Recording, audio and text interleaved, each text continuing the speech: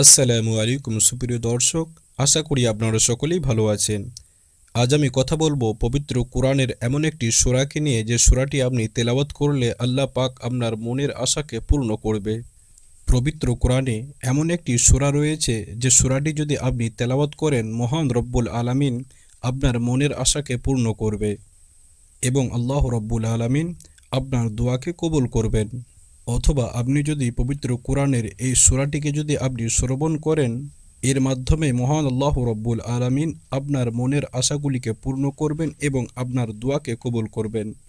আজকের এই ভিডিওটির মাধ্যমে আমি আপনাদের সাথে পবিত্র কোরআনের ফজিলতপূর্ণ সেই সূরাটি শেয়ার করব।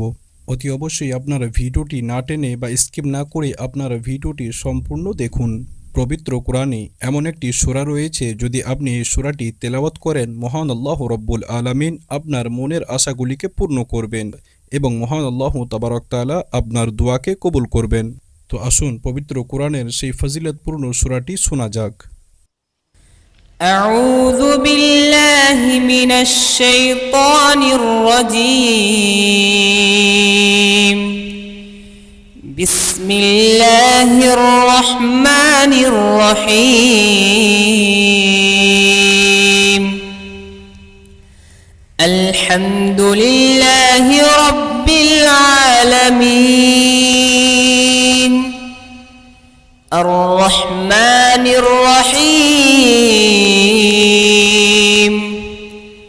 مالك يوم الدين إياك نعبد وإياك نستعين اهدنا الصراط المستقيم صراط الذين أنعمت عليهم غير المغضوب عليهم ولا الضالين